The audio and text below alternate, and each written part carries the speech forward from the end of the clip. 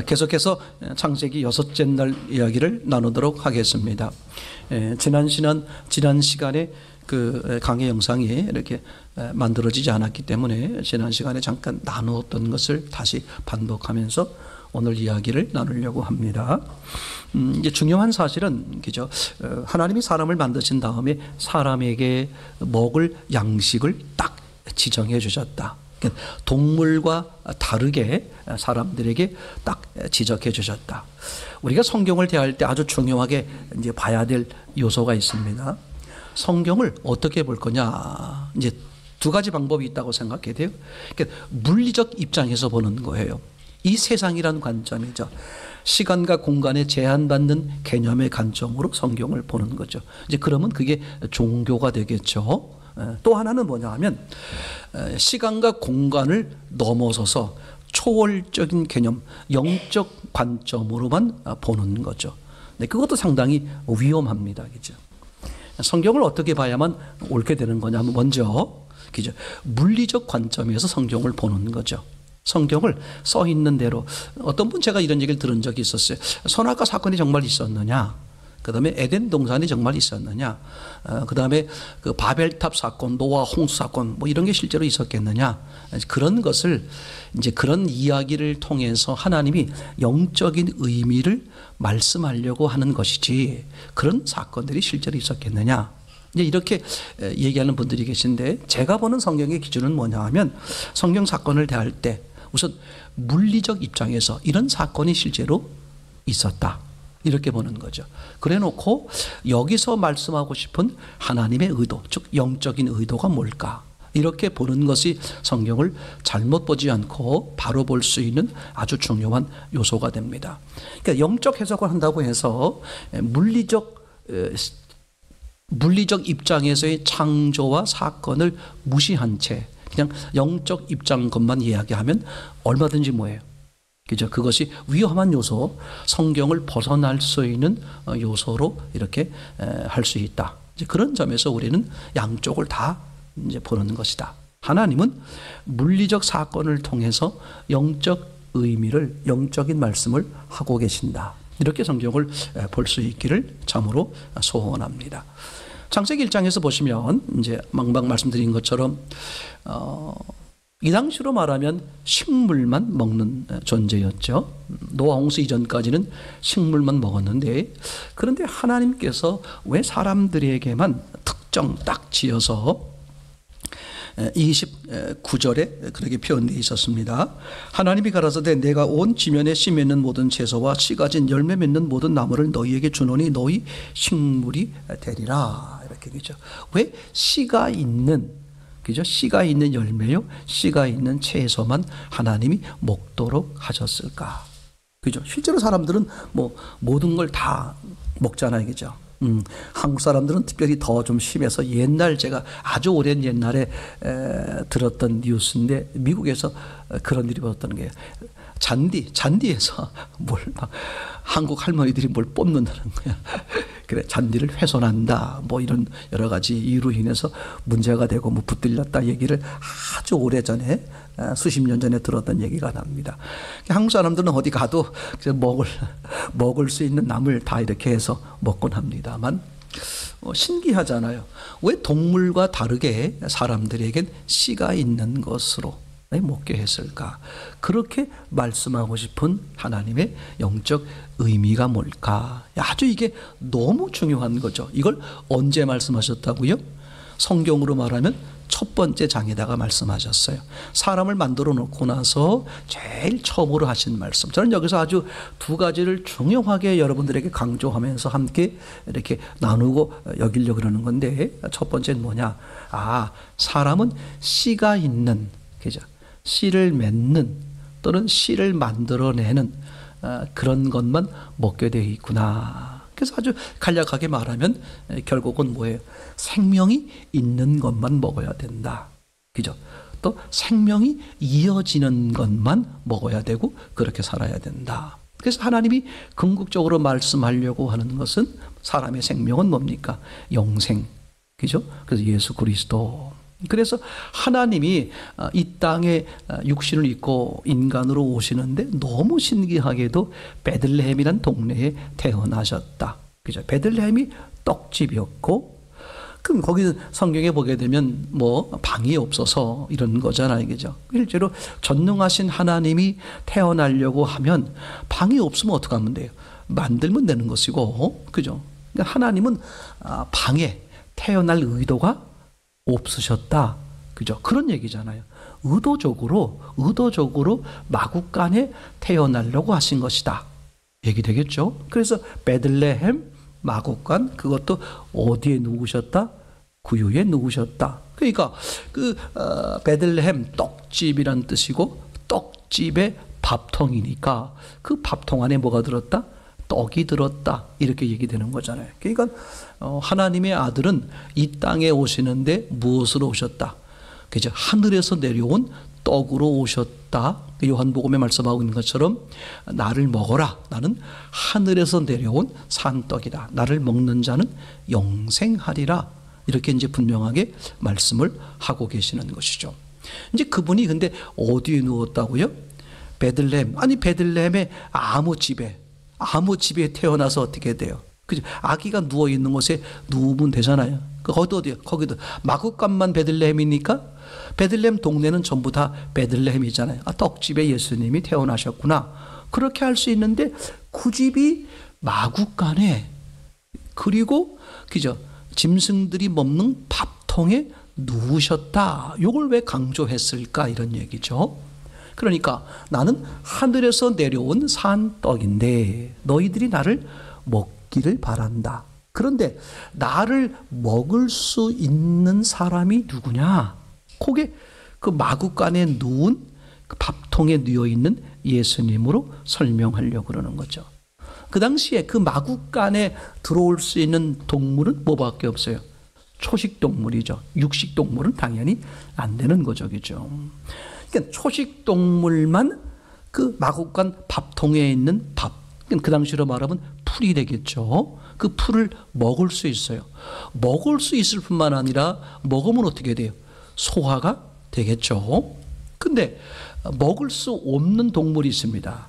호랑이가 됐든 사자가 됐든 이리가 됐든 어때요? 그건 먹을 수 없어요.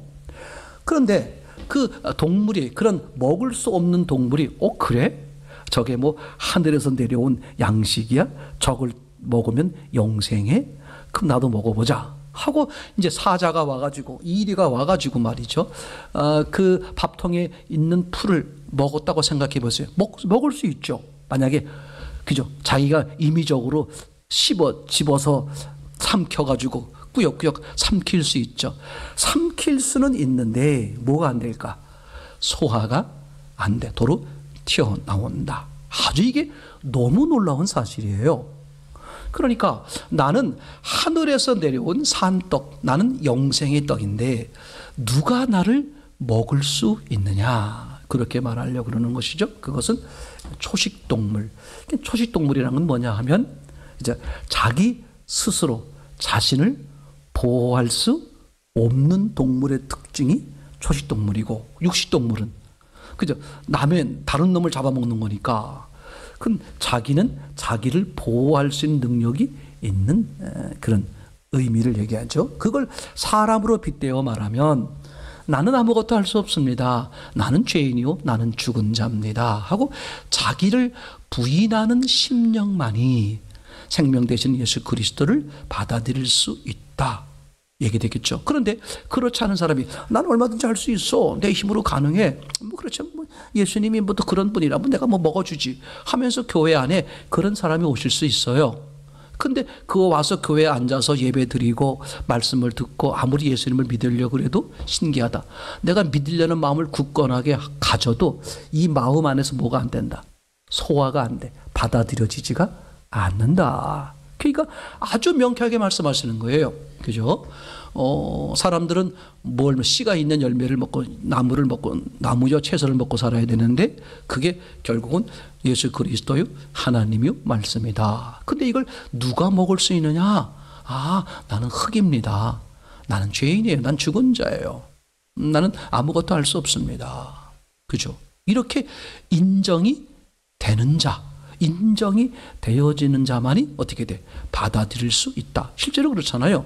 내가 할 수 있다고 여기는 사람은, 그죠? 다른 사람 저걸 받아들이게, 다른 사람에게 도움을 청하겠습니까? 안 하겠죠.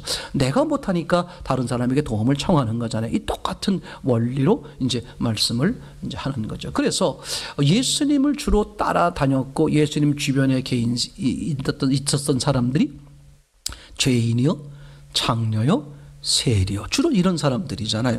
그런 사람들의 공통점은 뭐예요? 나는 죄인, 나는, 그죠?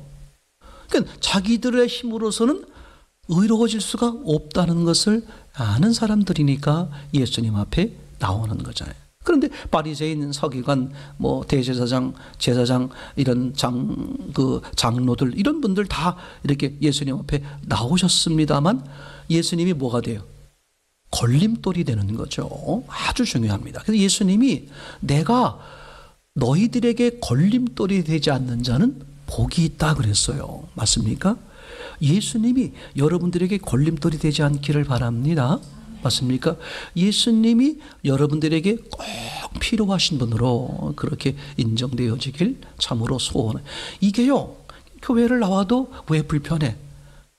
목사님 말씀하는 게 성경 말씀이 자꾸 걸리는 거야. 그죠?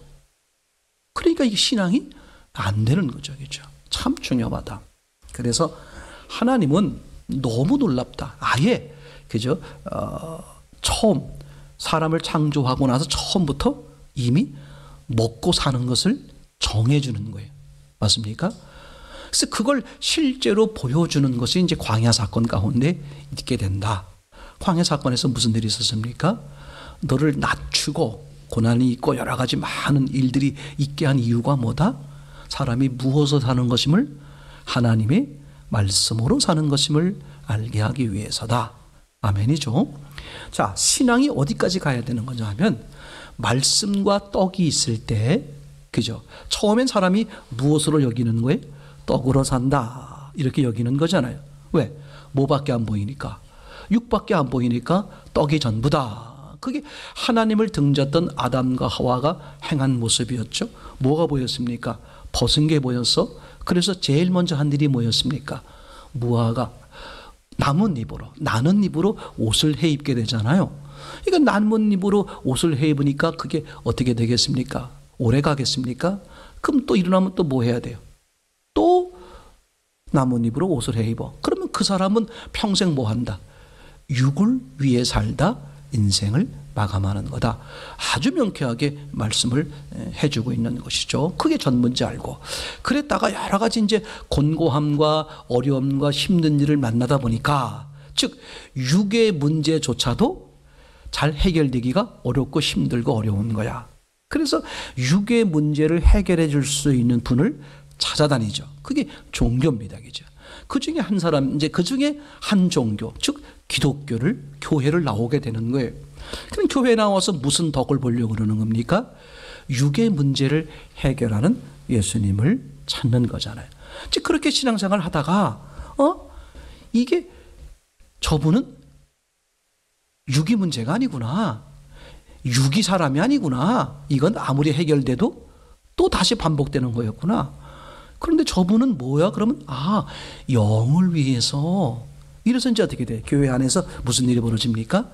육을 바라보던 삶에서 영을 바라보던 삶으로 하겠죠. 그래서 육신의 예수만 섬기던 사람들이 영의 예수를 섬기는 삶으로 바뀌는 거잖아요. 너무 놀랍죠, 그죠? 근데 많은 사람들이 여기서 뭘 한다? 탈락을 한다. 그죠? 그러니까 교회를 많이 다니다가 중도회 그만두신 분들이 굉장히 많으시다. 저는 예전에 우리 김한일 목사님 은퇴해서 김한일 목사님이 전도하는데 어떤 노신사가 아직도 교회를 다니세요? 제가 이런 얘기를 듣고 참 굉장히 마음에 아팠었는데, 요새요, 얼마 전에 유튜브를 보다가 거기 그런 주제가 나오더라고. 주제가 뭐냐 하면 아직도 교회를 다니세요? 이게 어느 한두 사람의 얘기가 아니라 지금 이게 오늘날 세상에 퍼져 있는, 교회에 대한 퍼져 있는 그런 모습이에요. 아직도 교회를 다니세요? 아직도 예수를 믿으세요? 이런 거잖아요. 왜? 그들은 육신의 예수를 받고 육신의 예수를 따져다 봤지만 헛쓰고 헛된 거라는 걸 안 거예요. 그러니까 자기는 해봤더니 이거 아니더라. 그러니 이 신앙은, 교회는 가짜다. 얼마나 무서워요. 아니 자기가 틀린 생각은 못하고 그죠? 자기가 바라보던 그 상대가 틀렸다 이렇게 되는 거잖아요. 여전히 뭐가 있는 거예요? 자기가 있는 거잖아요. 그죠? 참 이게 중요합니다. 그래서 신앙은 결국은 뭡니까? 사람의 사람됨은 육에 있는 것이 아니라 영에 있는 것이다. 그러니까 예수 그리스도는 뭐를 위해서 오셨다? 영을 위해 오셨다. 이게 하나님이 처음부터 계획하신 것이다. 에베소서 1장 4절 이하에 보게 되면 창세 이전, 창조 이전에 이미 하나님이 어떻게 하셨어요? 우리들을 부르시고 정하시는 거야. 그럼 그때는 이미 뭐야? 육신이 창조되기 이전이잖아요. 그러니까 하나님은 관심이 어디에 있었다? 영, 사람의 영에 있었다. 아주 중요하죠. 그죠? 그럼 육이 왜 있는 거냐? 영을 위해서다. 그죠? 하나님이 얻고 싶은 영, 또 사람들에게 그죠? 하나님의 은혜를 입게 할 수 있는 영을 하기 위해서 수많은 기회를 주시기 위해서 육을 잊게 하는 거다. 아멘. 사람들은 그 영을 못 보면 뭐가 전부인지한다? 육이 전부인지한다. 아주 간단한 원리죠. 그죠? 그래서 결국은 하나님은 계속해서 사람들에게 말씀하는 거예요. 육을 바라보고 사는 사람들에게 돌이키라고 말하는 거죠. 그죠? 맞습니까? 시간과 공간에 제한받는 세계 속에서 시간과 공간에 제한받는 그런 세계관을 가지고 사는 사람들에게 그걸 초월한, 맞습니까? 그걸 초월하여 시공을 초월하여 있는 영의 세계를 보게 하고 그걸 누리게 하려고 그러는 거잖아요. 이게 아주 중요한 요소죠. 이게 많은 사람들이 그런 시도를 합니다. 육의 관점으로 노력해서 영의 세계를 보려고 하는 거죠. 그럼 반드시 뭐가 개입한다? 악한 영이 100% 개입한다. 그래서 육의 관점으로 영의 세계를 보면 기자 최고의 단위가 뭐다? 짐작할 뿐이다. 그 짐작은 실제가 아닌 거죠. 영의 세계를 보는 방법은 영의 역사로만 가능하다. 성령의 역사로만 가능하죠. 그럼 어떤 사람에게 성령이 역사하느냐? 육의 관점으로는 영의 세계를 볼 수 없다는 걸 인정하는 사람들이다. 그죠? 그것을 다른 말로 말하면 모세의 언약이다. 그렇게 말했죠. 모세의 언약은 뭐야? 뭘 말하고 싶은 거였어요? 모세의 언약을 통해서 인간은 스스로 의로워질 수 없다는 것을 알게 하는 게 모세의 언약이다. 그죠?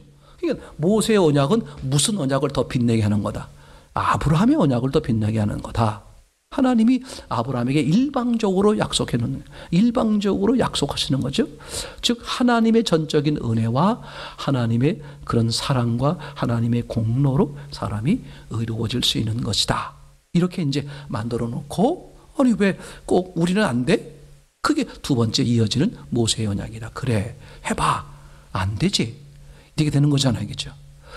그래서 하나님이 궁극적으로 다윗의 언약을 통해서, 그죠? 다윗이 하나님의 집을 짓겠습니다. 내가 신앙을 만들겠습니다. 이런 거잖아요. 그때 하나님이 no good 거절하죠. 그리고 하나님이 직접, 그죠? 하나님의 집을 만드는 거잖아요. 맞습니까? 그러니까 이렇게 성경이 분명히 우리에게 아주 확실하게 말씀을 해주는 것이죠. 그러니까 이제 사람들은 이제 육이 전부인 줄 알고 살다가 이게 아니구나. 그래서 어떻게? 영이구나.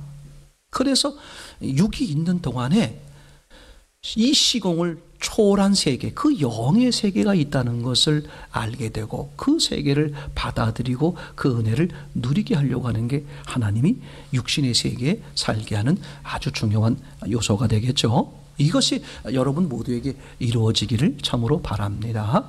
근데 이것을 이제 양쪽을 쥐고 있으면, 영도 쥐고 육도 쥐고 있으면 어떻게 된다? 사람들은 어디로 흐른다? 반드시 육으로 흐르게 돼 있다. 그래서 성경에 보게 되면 가장 못마땅한 모습으로 기록되어 있는 성경의 동물이 돼지다. 그죠? 돼지는 어떻게 되어 있습니까? 의미적으로 말하면 완전 거룩하지도 않고 반대로 말하면 완전 그죠? 부정하지도 않고 반반 걸쳐 있는 모습이었어요. 굽은 갈라져 있으나 어떻게 됐어요? 되새김질을 안 한다. 이런 얘기잖아요. 그러니까 부정한 동물은 되새김질도 안 하고 굽이 갈라져 있지도 않은 거죠. 호랑이, 사자 이런 건 다 굽이 갈라져 있지도 않고 되새김질도 안 하죠. 반대로 되새김질도 하고 굽이 갈라져 있는 것, 염소, 뭐 소, 양 이런 건 다 뭐예요? 굽도 갈라져 있고 또 되새김질도 하고 그건 정한 동물이다. 물론 동물 자체를 말하려고 그러는 것은 아닙니다. 하나님은 동물을 만들어 놓은 다음에 보시기에 좋았다고 했으니까 동물에겐 부정하고 정한 게 없어요. 사람을 빗대어 부정한 사람과 정한 사람을 동물로 비유했을 뿐이죠. 그러니까 부정한 사람이란 뭐냐? 그죠? 굽이 갈라져 있지 않은, 즉 세상에 살면서 세상의 땅을 딛고 살지만 어리를 바라보고 세상과 구별되어 하나님을 바라보는 삶이 아니라는 거죠. 그게 굽이 갈라져 있지 않은 그렇게 되는 것이고, 되새김질을 못한다는 것은 하나님의 말씀을 어떻게 하는 거예요? 항상 하나님 말씀을 묵상하면서 말씀을 기준하여 사는 삶, 그게 되새김질한다는 의미잖아요. 그런데 돼지는 어떻게 되어 있느냐? 굽은 갈라져 있어. 에휴, 세상 못 살 것이야. 나는 하늘을 보고 살 거야. 그런 거죠. 그런데 뭘 안 했어요? 되새김질을 안 했으니까 하늘을 보고 사는데 뭐가 없어? 하늘을 보고 사는 기준, 말씀이 없는 거예요. 이런 사람이 더 위험하다. 이게 섞인 거요, 인본이다. 오늘날 그런 사람들이 많다는 거죠. 나는 그렇게 죄진 적 없어. 나는 의로워. 그러니까 자기 딴은 거룩하게 사는데 거룩의 기준이 잘못된 거죠. 이게 오늘날 너무나 팽배하다. 진짜 맞습니다. 그래서 철저하게 그죠? 구별된 삶을 살려면 뭐가 있어야 된다? 되새김질, 말씀이 바로 서 있어야 된다. 그래서 신앙관은 무엇에 의해 좌우된다? 성경관에 의해 좌우된다. 맞습니까? 그럼 성경관은 어떻게 만들어지느냐? 너무 놀라워요. 66권이잖아요. 그죠? 그리고 하나님이 창세기부터 요한계시록까지 크게 나눠서 두 그룹으로, 그죠? 좁게 말하면 66그룹으로 나눠놨어요. 그리고 이런 순서로 기록되어 있어요. 그럼 거긴 반드시 뭐가 있겠다? 하나님의 의도가 있겠다. 그러면 성경관도 어디서부터? 처음서부터. 그러니까 창세기가 그렇게 중요하다. 유대인들도 그런다면서요. 창세기 1장이 성경 전체에서 가장 중요하다. 우리가 말하는 거하고 똑같잖아요. 창세기 1장에 이미 전부 다 끝나버렸어요. 창세기 1장에 6일 동안 창조하시고 2장 1절에서 마치셨잖아요. 그리고 안식하셨어요. 그러니까 창세기 1장 속에 이미 모든 게 다 어떻게 됐다? 다 들어있다. 왜 그럴까? 하나님은 처음부터, 그죠? 하나님의 관점에서 바른 성경관으로 살아갈 수 있도록 아예 처음부터 말씀하시는 거예요. 사람을 지어놓고 사람에게 먹을 양식을 씨 있는 것으로만 말씀하셨잖아요. 이걸 어디에 기록했다고? 첫 장에. 그러면 첫째는 제가 오늘 두 가지를 말씀드린다 그랬습니다. 첫째는 사람은 무엇으로 사는 거다? 하나님의 말씀으로. 왜 그럴까? 사람의 사람들은 어디 있으니까? 영. 사람이 말하는 목숨은 육이 아니라 영이다. 아멘. 근데 영의 목숨은 어디에 달렸다? 영의 말씀, 하나님의 말씀으로 달렸다. 아멘. 이게 놀라워요. 자, 그러면 영을 바라보면 무슨 일이 벌어지느냐? 영 안에 뭐가 있더라? 영 안에 육이 있더라. 이게 중요합니다. 그렇죠? 영 안에 실체가 있는 거예요. 부활하신 예수님이 영이심에도 불구하고 만져보게 하고 먹게 하는 모습이 있는 거예요. 영 안에 육이 있는 것과 영과 육을 다뤄보는 것과 그때 그 육과는 완전히 다른 의미가 되겠죠. 이게 너무 중요합니다. 먼저 그의 나라와 그의 의를 구하라. 먼저 뭘 보라는 거예요? 영을 보면, 그러면 이 모든 것을 더한다. 육이 영 안으로 들어오는 거죠. 너무 놀랍습니다. 그러니까 여러분들, 신앙은 뭐다? 육을 기준하는 삶에서 영을 기준하는 삶으로 바뀌는 거다. 되겠죠? 이건 사람은 무엇으로 산다? 하나님 말씀으로. 왜? 사람의 사람됨은 영에 있고 사람이 말하는 목숨은 영이기 때문에 그렇다. 그죠? 두 번째는 뭐냐 하면 이 영의 말씀이요 하나님의 말씀을 언제부터? 처음부터. 이게 창세기 1장에서 왜 나오느냐? 처음부터. 너무 신기해요. 사람이요 무엇을 먹고 자라냐에 따라서 그게 습관이 아기 때부터 매운 걸 잘 먹는 애들은 뭐 매운 거 아주 쉬워요. 그죠? 그냥 가끔 이렇게 뉴스나 뭐 영상 보면은 전혀 외관상으로는 그걸 매운 걸 못 먹을 것 같이 생긴 에리에리한 그 여자분이 그 매운 걸 아무렇지 않게 그 어려서부터 어떻게 습관이 되느냐에 따라서 그런 식습관이 되잖아요. 중요해 이게. 어려서부터 하나님의 말씀 맞습니까? 어려서부터 사람의 사람됨은 영에 있다. 영은 곧 영의 근원이신 하나님에 의해 산다. 이게 어려서부터 처음 신앙부터 그죠? 이게 바른 방향으로 갔을 때 훨씬 후유증이 적고 맞습니까? 또는 얼마든지 바르게 펼쳐갈 수 있는 놀라운 은혜가 되죠. 모태신앙이 처음부터 방향을 잘못 정하기 때문에 모태신앙에 대한 어려움을 이야기할 뿐이지. 그죠? 모태신앙처럼 좋은 게 어디 있어요? 어려서부터 바른 관점으로 나아간다면 그것처럼 귀하고 놀라운 게 없겠죠. 실제로요. 이렇게 하나님 앞에 쓰임받는 많은 사람들을 보면 신기해요. 어려서부터 그런 주님의 만남과 그런 영적 세계를 경험하고 그렇게 자라나신 분들이 실제로 굉장히 많아요. 우리나라에도 초창기에 이렇게 선교사님들이 오셔서 희생하시고 순교하시고 되게 이러잖아요. 양화지입니까? 이제 그런데 가보시면 그렇게 이제 그분들의 이렇게 무덤이 있고 묘에 이렇게 비석이 있잖아요. 대개 읽어보시면 뭘 느낄 수 있어요? 나이가 어리다. 그죠? 여러분, 정말 처음부터. 그죠? 제일 중요한 건 뱃속에 있을 때부터고, 그죠? 그 다음에 나서 그 몇 년간 정말 성령으로 말씀에 의해 아이들을 양육하는 것이 얼마나 중요한지 몰라요.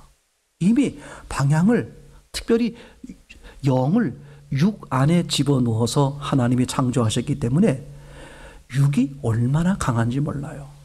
그 육을 경험하면 경험할수록 어떻게 돼요? 영으로 가기가 쉽지가 않다. 예를 들면 술, 담배 같은 거, 마약 같은 거 있잖아요. 도박 같은 거 오래 하면 오래 할수록 돌아서기가 쉽지 않다. 똑같은 원리인 거죠. 그렇죠? 이런 점을 여러분 꼭 기억하셔야 됩니다. 그래서 하나님이 왜 사람들에게 씨가 있는 열매, 씨가 있는 음식을 먹게 하셨을까? 궁극적으로 말하는 것은 사람의 사람됨은 영에 있는 것이고, 그죠? 사람의 영이 산다는 것은 곧 영이신 하나님의 말씀으로 사는 것이다. 아멘. 그래서 말씀이 아닌 것은 먹으면 안 되는 거예요, 그죠? 맞습니까? 우리 삶 가운데서 이게 말씀과 유배가 된다. 그죠? 말씀을 거역하는 거다. 요즘으로 말하면 뭐 동성애부터 해서 뭐 여러 가지 눈에 보여지는 이슈들이 얼마나 많아요. 제 말이 지금 점점 그게 멀리 누가복음에 보면요.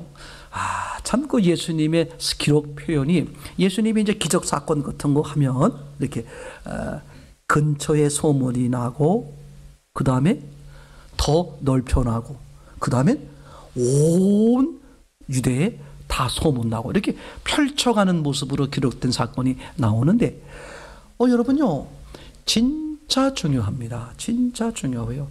육의 시간이 오래이면 오래일수록 영으로 돌아오는 게 쉽다 어렵다? 쉽지 않다. 얘기 되겠죠? 그러니까 그래서 여러분에게 있어서는 그래서 언제 어느 날이 가장 중요하다? 오늘이야 오늘. 하루라도 더 아직 덜 습관됐을 때 오늘 주님 쪽으로 돌아서는 거. 맞습니까?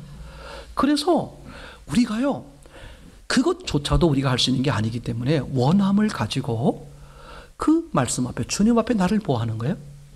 노출시키는 작업을 하는 거예요. 요새 성경을 읽으시는 분들이 많으시더라고요. 절대 원리입니다. 아무도 나를 책임져 주지 않아요. 그죠? 세상에 어떤 것도 책임져 줄 수도 없고 오직 주님만이야. 부활한 예수 그리스도예요. 말씀만이야. 그러면 우리가 할 일이 뭔데? 말씀 앞에 나를 무진장 노출시키세요. 어떤 분 보니까 성경 66권 가운데 한 권을 통째로 읽는데 보니까 얘기 들어보니까 뭐 2시간도 걸리고 뭐 이렇게 걸린대요. 이제 성경을 그냥 놓고 주르륵 읽으면 그죠? 뭐 2-3시간 막 이렇게 걸리고 하나 봐요. 저 같은 경우는 그냥 성경을 읽지 못하고 꼭 그렇게 색색들이 펜을 들고 읽다가 줄 긋고 다시 돌아와서 이렇게 하다 보니까 별로 읽지도 않은데도 뭐 1시간 막 이런 걸 읽고. 어쨌든 간에 하여튼 여러분, 내가 나를 바꿀 수 없고 누가 나를 바꿀 수 없고 오직 누구만? 예수 그리스도의 말씀만. 그러면 우리가 많은 시간을 할애해서 주님 앞에 간절할수록 시간을 할애하여 뭐밖에 없어? 말씀 앞에 나를 노출시켜. 아무것도 아닌 게 아니에요. 절대 이게 문제예요. 진짜입니다. 그리고 말씀과 다른, 말씀을 방해하고 회방하고 받아들이는 데에 문제를 일으킬 수 있는 다른 쪽을 가능한 한 안 보는 거예요. 그죠?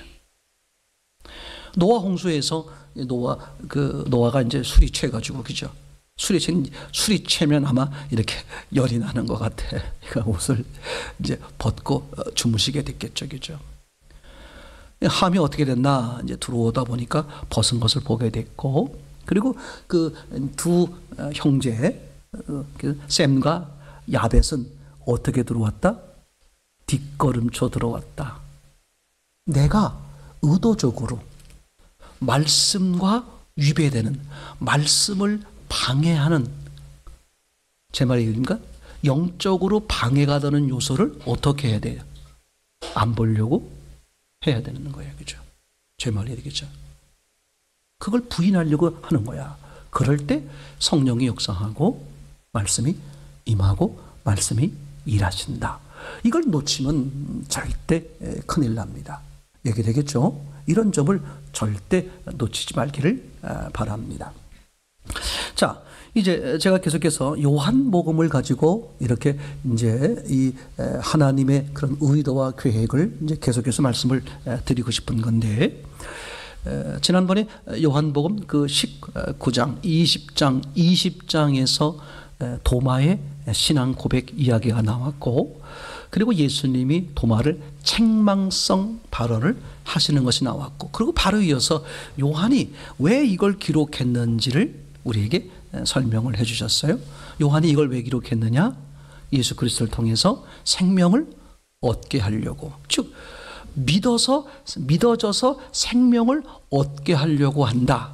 그 이야기를 언제 하셨다? 그죠? 요한복음에 크게 나누어서 큰 사건이 7개가 있는데, 마지막 사건, 무슨 사건? 부활 사건 다음에 요걸 써놨다. 그러니까 그 7사건 가운데에 가장 인간적으로 믿기 어려운 사건이 부활 사건이다. 그 사건 뒤에다가 요한이 이걸 기록한 이유가 뭐다? 믿음이 생기게 해서 구원받게 하려고. 그러면 역설적으로 뭘 얘기하려고 하는 거다? 인간적이요 육적인 방법으로는 믿을 수가 있다 없다? 믿을 수가 없다는 걸 역설적으로 말하는 거죠. 그러니까 너는 나를 본거로 믿느냐? 보지 못하고 믿는 자가 복되다. 그죠? 그러면 보지 않고 보지 못하고 어떻게 믿어? 성령이 역사하신다. 그러면 뭐가 어떤 사람이 역사하시느냐? 보고 믿는 것은 안 되는 거구나. 이걸 인정하는 사람들이죠. 맞습니까? 이게 아주 중요한 거다. 자, 그러면 그 7사건 가운데의 첫 번째 사건, 요한복음 2장에 등장하는 가나의 혼인잔치 사건을 같이 한번 보시도록 하겠습니다. 요한복음 2장 1절, 사흘 되던 날에 갈릴리 가나에 혼인이 있어 예수의 어머니도 거기 계시고 예수와 그 제자들도 혼인의 청함을 받았더니 포도주가 모자란지라 예수의 어머니가 예수에게 이르되 저희에게 포도주가 없다 하니, 이제 4절부터 함께 읽어보겠습니다. 시작. 예수께서 가라사대 여자여 나와 무슨 상관이 있나이까? 내 때가 아직 이르지 못하였나이다. 그 어머니가 하인들에게 이르되 너희에게 무슨 말씀을 하시든지 그대로 하라 하니라. 거기 유대인의 결례를 따라 두세 통 드는 돌 항아리 6이 놓였는지라. 예수께서 저희에게 이르시되 항아리에 물을 채우라 하신즉 아구까지 채우니 이제는 떠서 연회장에 갖다 주라 하시매 갖다 주었더니 연회장은 물로 된 포도주를 맛보고 어디서 나는지 알지 못하되 물도온 하인들은 알더라. 연회장이 신랑을 불러 말하되 사람마다 먼저 좋은 포도주를 내고 취한 후에 낮은 것을 내거늘 그대는 지금까지 좋은 포도주를 두었도다 하니라. 예수께서 이 처음 표적을 갈릴리 가나에서 행하여 그 영광을 나타내심에 제자들이 그를 믿으니라. 아멘. 자, 요한이 뭐라고 얘기했다고요? 골라서 몇 가지를 여기다가 요한복음에 기록했다, 그렇게 말씀을 하셨어요. 근데 오늘 요한복음 2장에 뭐라고 써있냐면 이 가나의 혼인잔치가 첫 표적 사건이다, 이렇게 말씀하셨죠. 즉 이 가나의 혼인잔치 사건을 통해서 어떻게 돼? 믿음이 생겨 예수님으로 인해 영생을 얻게 하려고 한다, 그런 얘기가 되는 거잖아요. 그러니까 이 가나의 혼인잔치만 정확히 봐도 아하, 우리가 자 생각을 해보십시다.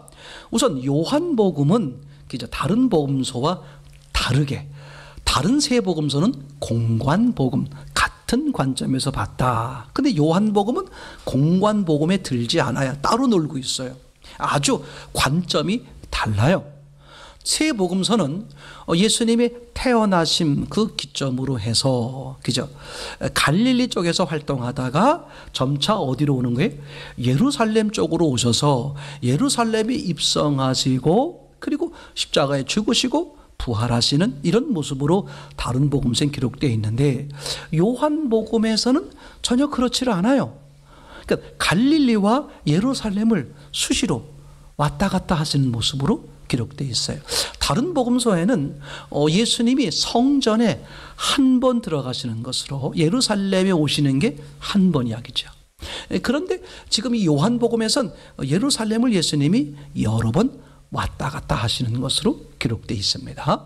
그래서 요한복음의 출발은 말씀이 있었고 말씀이 하나님과 함께 있었고 말씀이 하나님이시고 하나님이 빛으로 오셨고 드러나게 나오신 분이 예수님이시다, 이렇게 얘기되는 거잖아요. 그러면 요한복음에서의 예수님을 대할 땐 이분이 뭐다? 하나님이요 말씀이다, 이렇게 되는 거겠죠. 그런데 실제로 이제 이 장에 보게 되면 예수님이 그렇게 말씀하십니다. 여인이, 이 엄마 마리아가 포도주가 떨어졌구나, 그렇게 말씀하시니까 예수님이 뭐라고 말씀하십니까? 여자여 나와 무슨 상관이 있습니까? 그러니까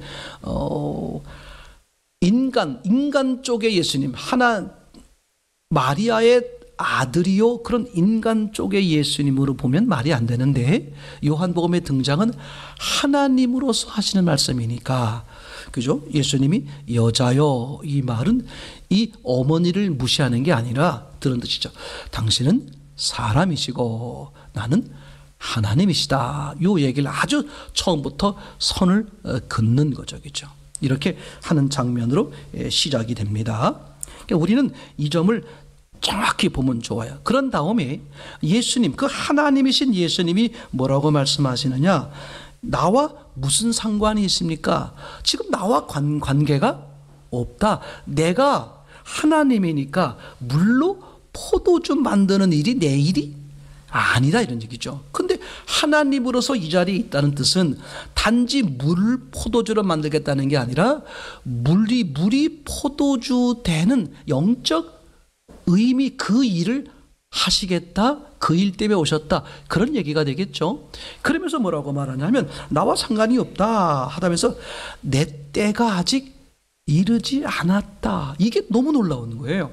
그러면 내 때가 아직 이르지 않았다는 말은 안 하시겠다는 거야? 때만 되면 하시겠다는 거야. 때가 되면 하시겠다, 그런 말이죠. 제 말. 그렇기 때문에 이것은 단지 물로 포도주를 만들었다, 그런 기적 얘기를 하려고 그러는 게 아니라 이걸 통해, 이 물리적 사건을 통해 영적 의미를 말씀하려고 하는 거겠죠. 그래서 누구로서? 하나님으로서. 자, 그러면 이 때가 언제냐 이거죠. 이 때가 언제일까요? 육신의 예수님이 오셔서 함께 계시다가, 그죠? 십자가에 죽으시고 부활하셔서 승천하셨다가 영으로 강림하실 때, 바로 그때죠. 성령 강림, 성령 침례. 그래서 요한복음 2장에 보게 되면, 그죠? 제자들이 성경을 믿게 되고 예수님을 믿게 되는 사건이 언제다? 죽은 자 가운데서 살아나신 후에야. 이게요, 신앙의 아주 중요한 요소입니다. 심하게 말하면 이렇게 말할 수 있어요. 예수님이 왜 탄생하셨을까? 이걸 위해서. 예수님이 왜 십자가에 죽으셨을까? 이걸 위해서. 예수님이 왜 부활하셨을까? 이걸 위해서. 예수님이 왜 승천하셨을까? 이걸 위해서. 성령 강림이요, 성령 침례요, 성령 내주죠. 임마누엘이죠. 궁극적인 목적이 뭐예요? 임마누엘이죠. 그죠? 그래서 침례 요한이 그렇게 말하죠. 침례 요한도 자기가 말한 게 아니라 하나님이 그렇게 말씀하라고 하시니까. 맞습니까? 그죠? 그래서 자기가 누군지를 모르는 거야. 근데 성령의 역사하니까. 그래서 침례를 주었을 때 성령이 그 위에 머무는 자를 보면 그가 성령 침례를 주실 자다, 이렇게 알아보는 거잖아요. 그죠? 그래서 이제 결국은 예수님이 요한 앞에 나와서 침례를 받죠. 그건 사람들이 요한에게 나와서 침례를 받는 의미와는 전혀 다른 의미다. 사람들이 예수님 요한에게 나와서 침례를 받는 것은 죄인으로서, 맞습니까? 죄 사함을 위해서 요한에게 나와서 죄를 고백하고 침례를 받는 거죠. 그게 구약이요, 속죄 제사요, 그렇게 말할 수 있겠죠. 근데 예수님이 속죄 제사를 드릴 이유가 없는 거죠. 그럼에도 불구하고 요한에게 침례를 받는 것은 의미가 뭐다? 제사장. 그죠? 제사장은 누가 쓰는 거예요? 하나님이 쓰는 거죠. 그러니까 예수님은 요한에게 침례를 받을 때 의미가 죄인들이 죄사함 받기 위해서 침례를 받는 장면과는 다르게, 예수님이 요한에게 침례를 받는 의미는, 그죠? 어린 양으로서, 즉 죄인된 사람들의 죄를 전가받는 거죠. 마태복음 유대인이든 마가복음 이방인이든 모든 사람들의 죄를 뭐 하기 위해서? 전가받기 위해서 침례를 받는 그런 모습으로 설명하는 거죠. 그래서 예수님의 침례가 이루어진 다음에 요한복음에 의하면 그 침례 요한이 그 예수님 보고 뭐라고 말해요? 세상 죄를 지고 가는 하나님의 어린 양이로다. 그러니까 사람들의 모든 죄가 지금 어떻게? 저 예수님의 어깨에 걸려있다, 이런 얘기가 되는 거잖아요. 아주 이게 중요한 그런 요소가 되겠죠. 이제 이렇게 돼서 그 침례 요한이 예수님에 대해서 예언할 때 뭐라고 말했습니까? 나는 물로 침례를 주지만 내 뒤에 오시는 분은 무엇으로? 물과 성령으로 침례를 주신다. 자, 거기서 잠깐만 같이 이제 보겠습니다. 3장 3절. 예수께서 대답하여 가라사대 진실로 내게 이르노니 사람이 거듭나지 아니하면 하나님 나라를 볼 수 없다. 성령의 역사가 아니건, 그죠? 전혀 알 수 없다, 이런 얘기가 되겠죠. 5절에 보시면 사람이 물과 성령으로 거듭나지 아니하면 어떻게 돼요? 하나님 나라에 들어갈 수가 없다. 그죠? 이 물과 성령이란 말은, 그죠? 어떻게 볼 수 있냐면 두 가지로 볼 수 있습니다. 카이 이 단어가 들어가 있는 건데 물 그리고 물 다시 말하면 성령 이렇게 볼 수 있고 또는 물 그 다음에 또 다른 성령 그러니까 물과 성령을 같은 단어로 볼 수 있고 또는 전혀 다른 단어로 볼 수가 있다 그죠? 얼마든지 그렇게 볼 수 있습니다.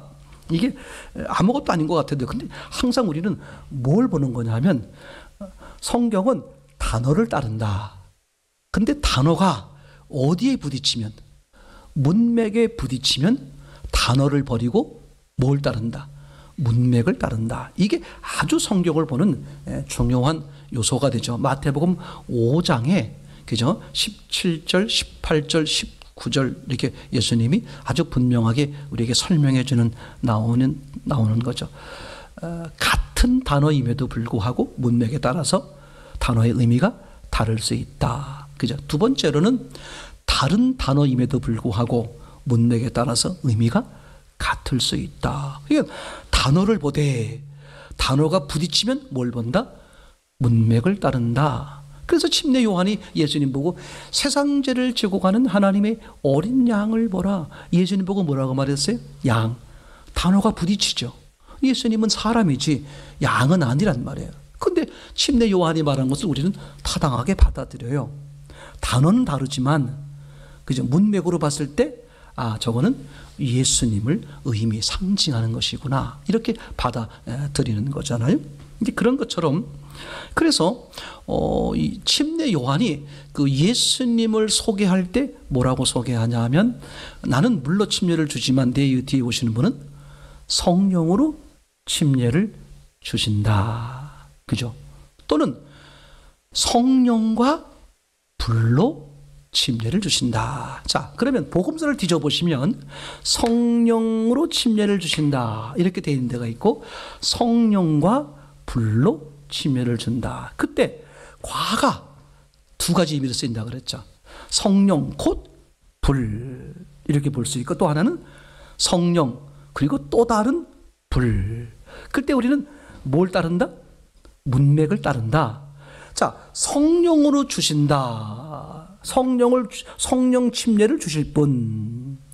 근데 그 뒤에는 또 다른 구절에는 다른 성경에서는 성령 침례와 불 침례, 성령과 불로 침례를 주실 분. 성령과 불이 나왔을 땐 반드시 그 뒤에 구절에 뭐가 나와 있냐면 화를 얘기해요. 맞습니까? 화요 지옥을 얘기합니다. 신기한 거예요. 그리고 성령으로 침례를 주실 분 그럴 때는 뒤에 뭐가 안 나와요? 화에 대한 이야기가 안 나와요.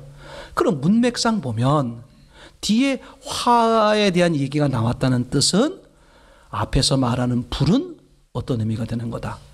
그죠? 이건 제 말 같은 성령과 같은 단어로 보기가 어렵게 되겠죠. 성경을 보는 아주 중요한 그런 요소가 됩니다. 자, 다시 2장으로 넘어올게요.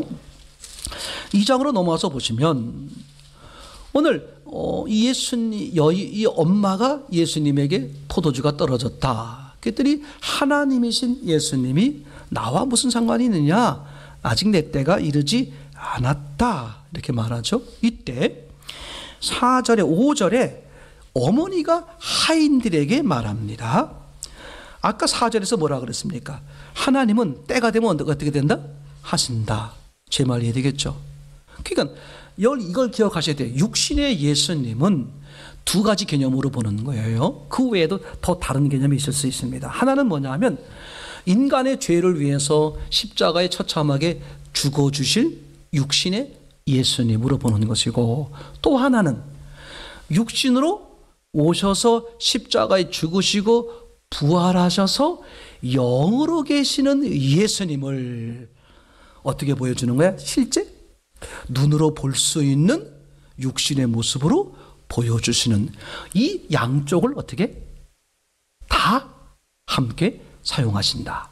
그래서 우리는 본문을 통해서 어떤 의미로 말씀하고 있는지를 분별하는 게 아주 중요하다. 예를 들어 볼게요. 마태복음 10장을 한번 같이 보겠습니다. 마태복음 9장 마지막 절과 10장을 보시게 되면 10장 1절, 2절, 3절, 4절 예수님이 12 제자를 부르셨고 그죠? 권능을 주셨어요. 그리고 12 사도다 이렇게 2절에서 말씀하시죠. 그럴 때 예수님의 12 사도 이름을 쭉 거론하시는데 4절에 가면 가나안인 시몬과 및 가롯 유다 곧 예수를 판 자다 과거로 써 있어요. 지금 이 시기적으로 보면 예수님이 지금 뭐 하는 겁니까? 제자들을 이제 막 부르시는 거잖아요. 마태복음 10장 정도니까 5장, 6장, 7장 산상복음이 끝난 다음에 이제 예수님의 사역을 막 시작하는 초반이죠. 그래서 10장 정도면 제자들을 부르셔서 이렇게 활동하시는 장면인데 어떻게 말하고 있어요? 가룟 유다 보고 뭐라고 말해? 예수를 팔자, 미래형으로 안 써 있고 판자, 과거형으로 써 있다. 그러면 예수님이 하신 말씀이 오르려면 진리라면 요때의 예수님은 이미 어떤 예수다? 유다에게 팔린 예수다. 즉 십자가와 부활을 거친 예수다. 이렇게 봐야만 문맥이 맞아 들어가겠죠. 자, 이걸 염두에 두고 이제 9장 마지막 부분을 보는 거예요. 자, 그래서 10장 2절에 왜 제자들을 제자라고 말하지 않고 뭐라고 말했어요? 사도. 여러분 사도는 언제 주로 나오는 거예요? 사도행전 2장 이후에 성령을 받은 예수님이 영으로 임재한 사람들에게 쓰는 언어였잖아요. 그걸 지금 쓴단 말이죠. 지금 제 말 이해되고 있습니까? 자, 그러면 이제 9장 마지막 절을 한번 보겠습니다. 27절. 죄송합니다. 27절이 아니라 37절. 35절부터 예수께서 모든 성과 촌에 두루 다니사 저희 회당에서 가르치시며 천국 복음을 전파하시며 모든 병과 모든 약한 것을 고치니라.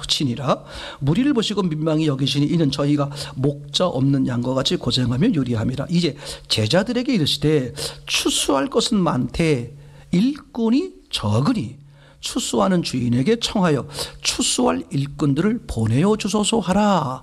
이거 보세요. 지금 추수할 게 많은 거야. 근데 뭐가 모자란데? 추수할 일꾼이 모자란데. 그러면 예수님이 이렇게 하면 돼요. 야, 너희들이 나가서 추수해라. 맞죠? 근데 제자들에게 뭐라고 말하느냐?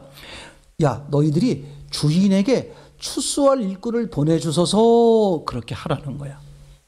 이게 장면이 이상하잖아요. 지금 예수님 눈에 추수할 영혼들이 많어. 그러니까 야, 제자들아, 너희가 그럼 내가 너희를 보낸다. 나가서 전해라. 이렇게 하면 간단한 건데 뭐라고 말하래? 주인에게 추수할 주인을 보내달라고 하소서. 그 주인이 나야. 예수님이란 말이야.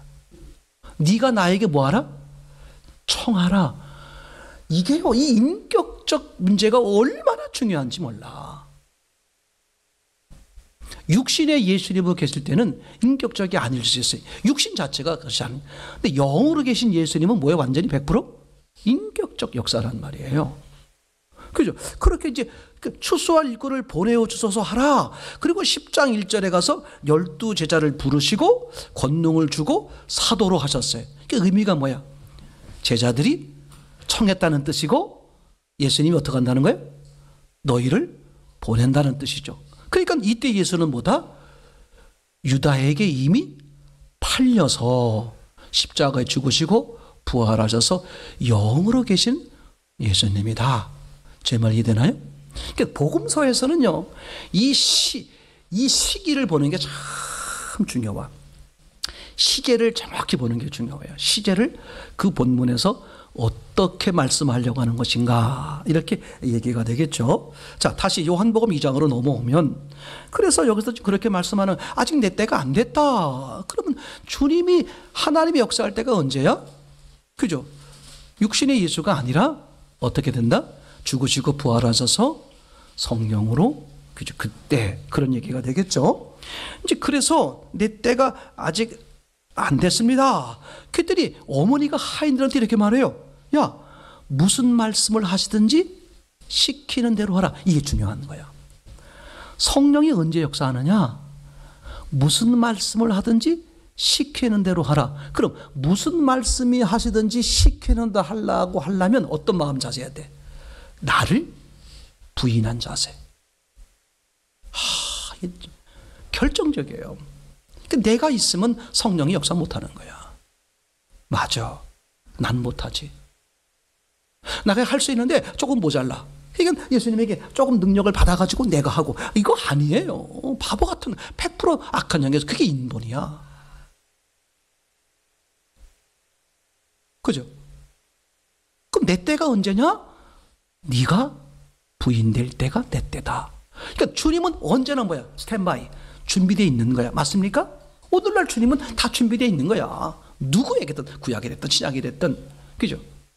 주 안에서 이미 성령은 다 준비되어 있는 거야. 그럼 그분이 역사할 때가 언제냐? 자기를 부인할 때. 이걸 지금 명확히 말해주는 거죠. 그죠? 근데 마침 거기에 유대인의 결례를 따라 두세 통 들은 돌 항아리 6이 놓였는데, 그죠? 예수님이 항아리 물을 채우라. 그러면 유대인의 결례를 따라 돌 항아리가 있어요. 모세 율법이죠. 그죠? 이들의 전통이고.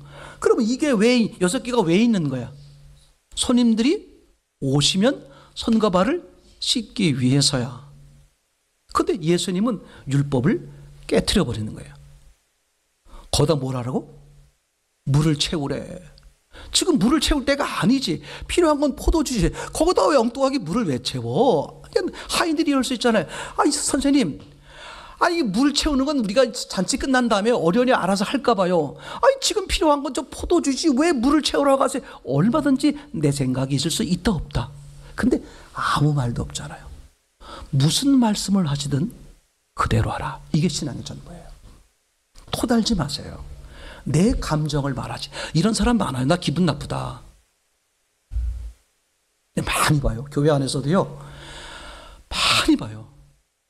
서로 교제하다 보면 별일 다 있는 거거든요. 기분 나쁘다. 뭐 부딪힌다 어쩐다. 죄송한 얘기를 한 말 하면 개 같은 소리 하지도 마세요. 나는 그걸 보는 거예요. 그럼 당신이 온전히 부인되었으면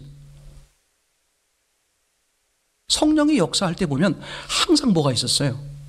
방해가 있었어. 가나안 여인이 예수님께 쫓아나와서 내 딸이 귀신 들렸나이다. 나를 불쌍히 여겨주십시오. 누가 나서? 제자들이 나서가지고 아이 저 여자 시끄러워 죽겠어요. 막.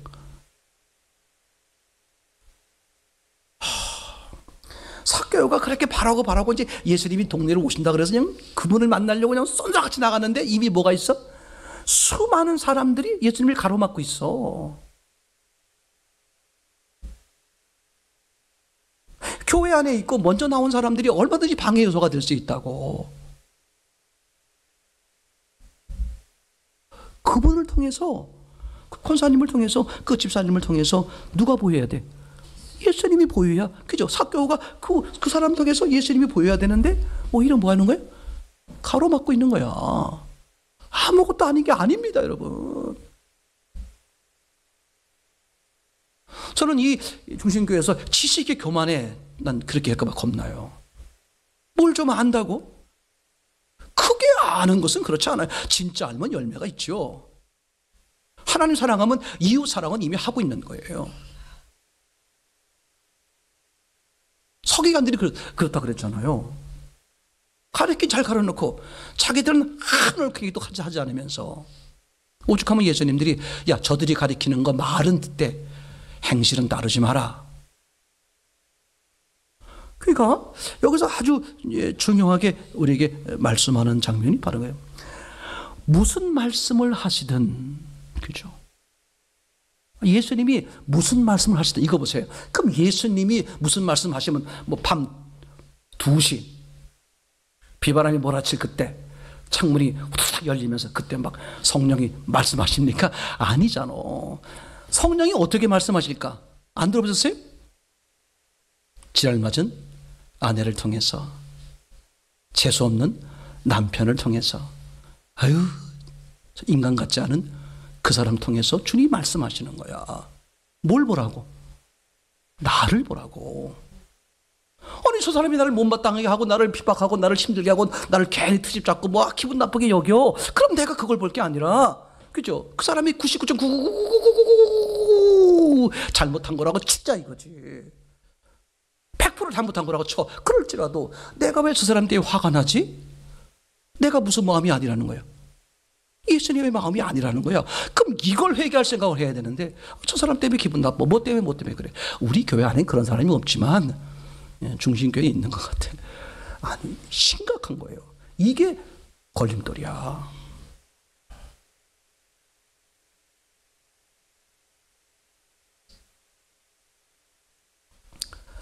이게 기회란 말이야. 이게 육이 있는 동안 하나님이 이런 수도 없는 기회를 주는 거야.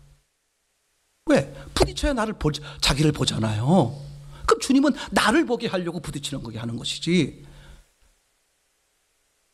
근데 신기하게도 그렇게 해야지. 아멘. 하고 나서 가지고 이제 사건 벌어지면 누군 사라져? 아니 그때는 내가 있어야 되는데 그때는 나는 사라지고 남만 보여.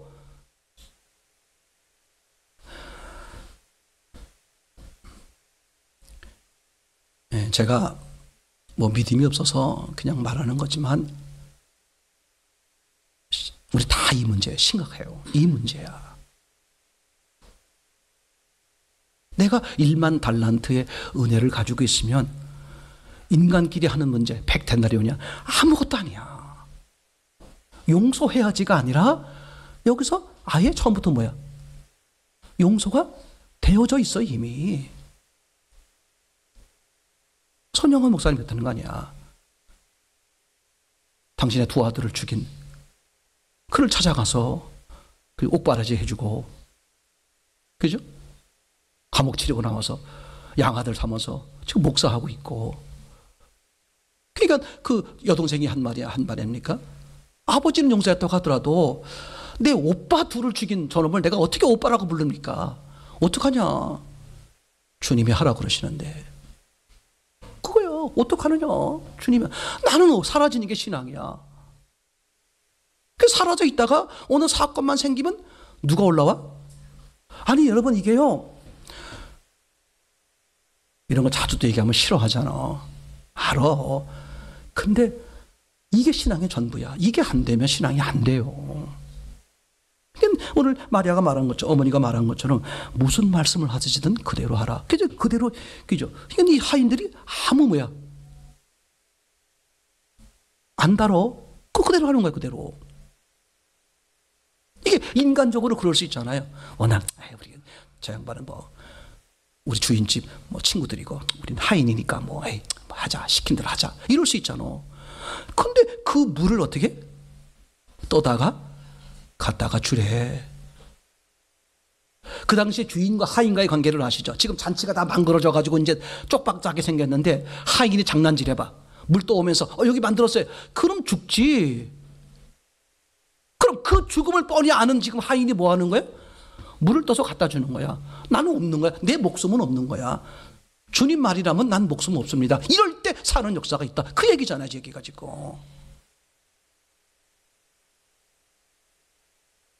자, 그래서 이제 지금 여기가 얘기가 어떻게 됐어요?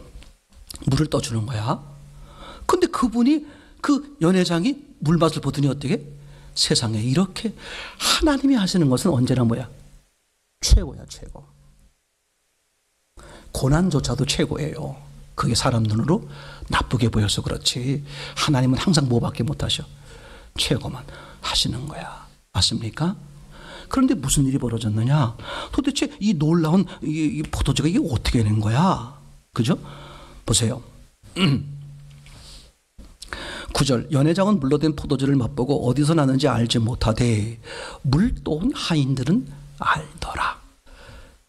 그 사람은 반드시 알아요. 하나님이 그 사람으로 알게 하는 거야. 맞습니까? 그럼 여기를 지금 누구를 살리는 거야? 이 하인을 살리는 거야. 하인을. 자기를 완전히 부인한 자가 하나님을 보고 하나님의 일하심을 보고 하나님의 은혜를 누리게 되는 거야. 맞습니까? 그러니까 어떻게 예수를 안 믿을 수가 있어? 그죠? 예수로 인해 생명이 생길 수밖에 없겠지.